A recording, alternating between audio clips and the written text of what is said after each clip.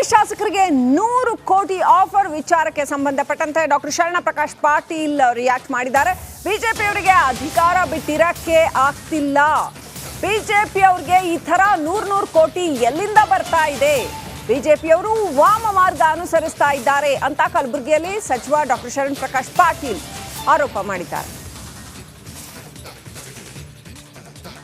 ನಮ್ಮ ಶಾಸಕರಿಗೆ ಆಫರ್ ನೀಡ್ತಿದ್ದಾರೆ ಅಂತ ಸಿಎಂ ಸಹ ಹೇಳಿದ್ದಾರೆ. ಸಿಎಂ ಸಿದ್ದರಾಮಯ್ಯನವರಿಗೆ ಗುಪ್ತಚರ ಮಾಹಿತಿ ಇರಬಹುದು, ಇದಕ್ಕೆಲ್ಲ ಕೇಂದ್ರ ಸರ್ಕಾರವೇ ಸ್ಪಾನ್ಸರ್ ನೀಡ್ತಾ ಇದೆ ಅಂತ ಕೂಡ ಶರಣ ಪ್ರಕಾಶ್ ಪಾಟೀಲ್ ಆರೋಪ ಮಾಡಿದ್ದಾರೆ.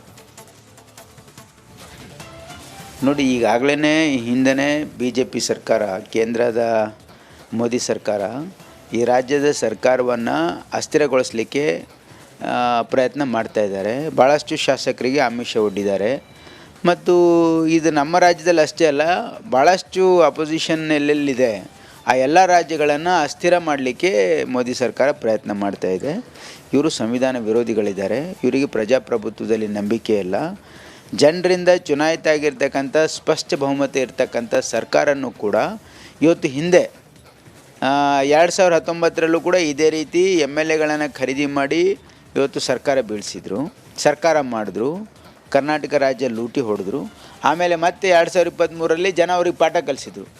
ಮತ್ತೆ ಅದೇ ಚಾಳಿ ಮಾಡ್ತಾ ಇದ್ದಾರೆ. ಅವರು ಏನು ಮಾಡ್ತಾ ಇದ್ದಾರೆ ಅಂದರೆ MLAಗಳಿಗೆ ಮತ್ತೆ ಆಮಿಷ ತೋರಿಸಿ ಇವತ್ತು MLAಗಳು ಯಾರೂ ಒಪ್ಪದೇ ಇರುವಾಗ ಈಗ ರಾಜ್ಯಪಾಲರ ಆಫೀಸನ್ನು ದುರುಪಯೋಗ ಪಡ್ಕೊಂಡು ಈ ಒಂದು ಸರ್ಕಾರವನ್ನು ಅಸ್ಥಿರಗೊಳಿಸ್ತಕ್ಕಂಥ ಪ್ರಯತ್ನ BJPಯವರು ಮಾಡ್ತಾ ಇದ್ದಾರೆ. ಇದರಿಂದ ಏನೂ ಆಗೋದಿಲ್ಲ. ಆದರೆ ರಾಜ್ಯದ ಜನ ಇವರು BJPಯವರು ಎಷ್ಟು ಜನವಿರೋಧಿ ಇದ್ದಾರೆ ಮತ್ತು ಏನು ದೊಡ್ಡ ದೊಡ್ಡ ಮಾತಾಡ್ತಾರಲ್ಲ, ಇವರೆಲ್ಲ ಕೇಂದ್ರ ಸರ್ಕಾರ ಇದರಲ್ಲಿ ಡೈರೆಕ್ಟ್ಲಿ ಇನ್ವಾಲ್ವ್ಡ್ ಇದೆ. ಇವತ್ತು ಮೋದಿ, ಅಮಿತ್ ಶಾ ಅವರು ಕೂಡ ಇದರಲ್ಲಿ ಡೈರೆಕ್ಟ್ಲಿ ಇನ್ವಾಲ್ವ್ಡ್ ಇದ್ದಾರೆ ಅಂತಕ್ಕಂಥದ್ದು ಭಾಳ ಎಲ್ಲ ಕಡೆ ಮಾತಾಗ್ತಾ ಇದೆ. ಯಾಕಂದರೆ ಇಷ್ಟು ದೊಡ್ಡ ಪ್ರಮಾಣದಲ್ಲಿ ಹಣ ಎಲ್ಲಿಂದ ಸಂಗ್ರಹ ಆಗ್ತಾ ಇದೆ. ಇಂಡಿಯಾ ಬುಕ್ ಆಫ್ ರೆಕಾರ್ಡ್ಸ್ ಅಲ್ಲಿ ಸಾಧನೆಯನ್ನ ಮಾಡಿದ್ದಾರೆ. ತುಮಕೂರು ಜಿಲ್ಲೆಯ ತಿಪಟೂರು ತಾಲೂಕಿನ ನೊಣವಿನಕೆರೆಯಲ್ಲಿರುವಂತಹ ಕರ್ನಾಟಕ ಪಬ್ಲಿಕ್ ಸ್ಕೂಲಲ್ಲಿ 4ನೇ ತರಗತಿಯನ್ನು ಓದ್ತಾ ಇರುವ ಲೇಖನ ಕಣ್ಣಿಗೆ ಬಟ್ಟೆ ಕಟ್ಟಿಕೊಂಡು ಭಗವಾನ್ ಶ್ರೀರಾಮನ 100 ಪೂರ್ವಜರ ಹೆಸರನ್ನ ಕೇವಲ 2 ನಿಮಿಷ 51 ಸೆಕೆಂಡ್ನಲ್ಲಿ ಹೇಳುವ ಮೂಲಕ ಬುಕ್ ಆಫ್ ರೆಕಾರ್ಡ್ಸ್ ಅಲ್ಲಿ ಸಾಧನೆ ಮಾಡಿದ್ದಾರೆ. ಐದಕ್ಕೆ ಮಾರಿ ಅಮರೇಶ್ವರ ಲಿಂಗ ನಿಜಗುಣ ಯೋಗಿ ನಿಜಗುಣ ಸರ್ವಜ್ಞ ಸರ್ವಜ್ಞ ಬಳ್ಳೇಶ ಮಲ್ಲಯ್ಯ ಉರ್ಲಿಂಗ ದೇವ ಗುರುಬಸವೇಶ್ವರ ಗುರುಬಸವ ಜೇಡರ ದಾಸಿಮಯ್ಯ ರಾಮನಾಥ ಲಮಾ ಪ್ರಭುಕೇಶ್ವರ ಕಮಲಾದೇವ ಚನ್ನಮಲ್ಲಿಕಾರ್ಜುನ ಬಸವಣ್ಣ ಕೂಡಲ ಸಂಗಮ ದೇವ ಮುಕ್ತ ಏಕಾಜಗನ್ ಚಿನ್ನ ಬಸವಣ್ಣ ಕೂಡಲ ಚೆನ್ನ ಸಂಗಯ್ಯ ಅಂಬಿಗರ ಚೌಡಯ್ಯ ಮಡಿವಾಳ ಮಾಚೆಯ ಕಲಿ ದೇವರ ದೇವ ಗಂಗಾಂಬಿಕೆ ಗಂಗಾಪ್ರಿಯ ಕೂಡಲ ಸಂಗಮ ದೇವ ನೀಲಾಂಬಿಕೆ ಸಂಗಯ್ಯ ಆದ್ದಯ್ಯ ಸೌರಾಷ್ಟ್ರ ಸೋಮೇಶ್ವರ ಡೋಹಾರ ಕಕ್ಕಯ್ಯ ಅಭಿರಾಮ ಮಲ್ಲಿಕಾರ್ಜುನ ಮೋಳಿಗೆ ಮಾರಿ ಅನ್ಯಂಕಣಂಕ ಮಲ್ಲಿಕಾರ್ಜುನ ಸೊನ್ನಲಿಗೆ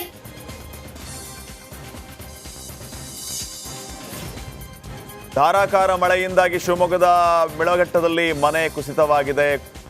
ಕುಲುಶುಂಬಿ ಎನ್ನುವರಿಗೆ ಸೇರಿದ ಮನೆ ನಾಶವಾಗಿ ಇದೀಗ ಕುಟುಂಬಸ್ಥರು ಸಂಕಷ್ಟದಲ್ಲಿದ್ದಾರೆ.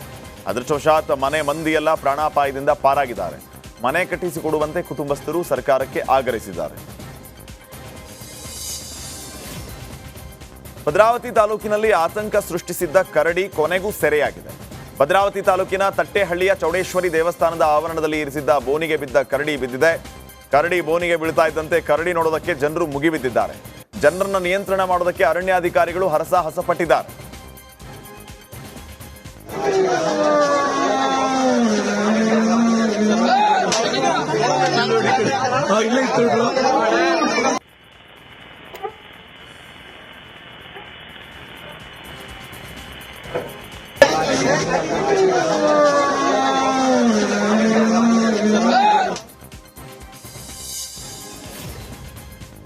ವೈದ್ಯಕೀಯ ಸಚಿವ ಡಾಕ್ಟರ್ ಶರಣ ಪ್ರಕಾಶ್ ಪಾಟೀಲ್ ತವರಲ್ಲಿ ಡಯಾಲಿಸಿಸ್ಗಾಗಿ ರೋಗಿಗಳು ಪರದಾಡುವಂತಾಗಿದೆ. ಜಿಮ್ಸ್ ಆಸ್ಪತ್ರೆಯಲ್ಲಿ ಡಯಾಲಿಸಿಸ್ ಮಷಿನ್ ಕೆಟ್ಟು ಹೋದ ಹಿನ್ನೆಲೆ ರೋಗಿಗಳನ್ನ ಸಿಬ್ಬಂದಿ ವಾಪಸ್ ಕಳಿಸ್ತಾ ಇದ್ದಾರೆ.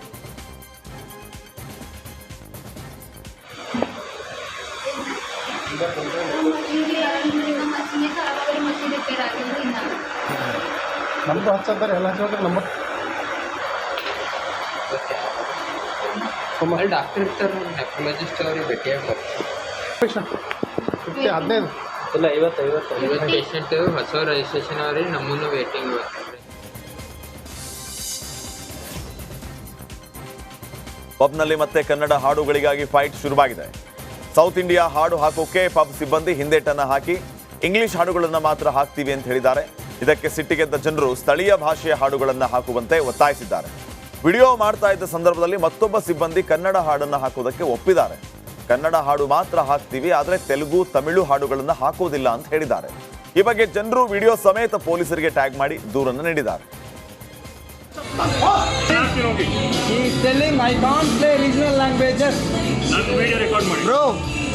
ಕನ್ನಡ ಮಾತ್ರ ಹಾಕಕ್ಕಾಗುತ್ತೆ, ತೆಲುಗು ತಮಿಳು ಹಾಕಕ್ಕಾಗಲ್ಲ. Okay, Kannada also okay.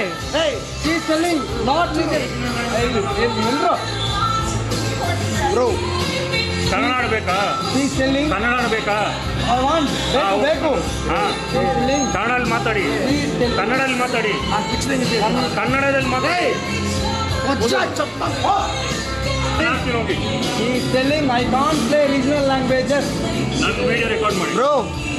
Kannada ಮಾತ್ರ ಹಾಕಕ್ಕಾಗುತ್ತೆ, ತೆಲುಗು ತಮಿಳು ಹಾಕಕ್ಕಾಗಲ್ಲ. Okay, Kannada also okay.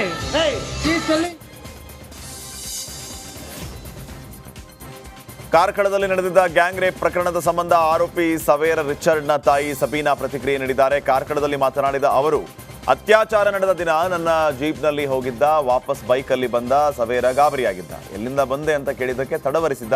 ನಂತರ ರೂಮ್ಗೆ ಹೋಗಿ ಮಲಗಿ ಕನವರಿಸ್ತಾ ಇದ್ದ.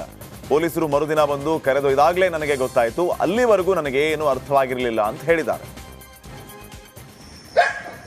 कल आया, खाना खाया, बाद में सो गया 8:30 को. हाँ, बाद में हम लोग भी 9 बजे खाना खा के सो गए.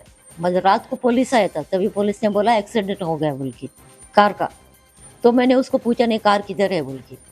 तो वो बोला कार का एक्सीडेंट हो गया है, इसलिए उसको लेके जाता है, कल सुबह छोड़ देगा, ऐसा बोला. इतना ही बोला. दूसरे इसका बारे में मेरे को थोड़ा भी मालूम नहीं है ऐसा हुआ बोल के. ಶಿಕ್ಷಕರು ಟ್ರಾನ್ಸ್ಫರ್ ಆಗಿದ್ದಕ್ಕೆ ಮಕ್ಕಳು ಬಿಕ್ಕಿ ಬಿಕ್ಕಿ ಹತ್ತಿದ್ದಾರೆ. ಬೆಳಗಾವಿ ಜಿಲ್ಲೆಯ ರಾಯಭಾಗ್ ತಾಲೂಕಿನ ಅಲಖನೂರು ಗ್ರಾಮದಲ್ಲಿರುವ ಸರ್ಕಾರಿ ಶಾಲೆಯಲ್ಲಿ 10 ವರ್ಷಗಳಿಂದ ಕಾರ್ಯನಿರ್ವಹಿಸ್ತಾ ಇದ್ದ ಶಿಕ್ಷಕಿ ಶೋಭಾ ವಾಲಿಕಾರ್ ಹಾಗೂ ಶಿಕ್ಷಕ ಬಸವರಾಜ್ ವರ್ಗಾವಣೆ ಆಗಿದ್ದಕ್ಕೆ ಮಕ್ಕಳು ಕಣ್ಣೀರು ಹಾಕಿದ್ದಾರೆ.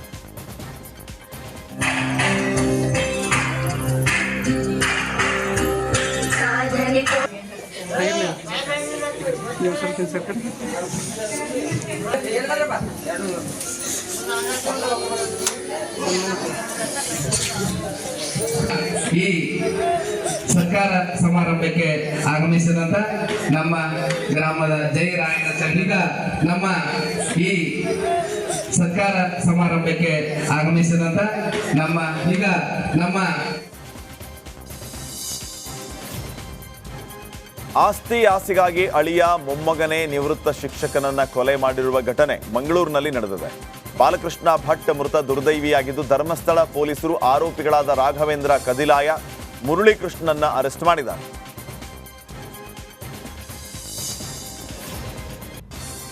ಆಂಧ್ರದಲ್ಲಿ ಮಳೆ ಆಗ್ತಾ ಇರೋದ್ರಿಂದ ಕರ್ನಾಟಕ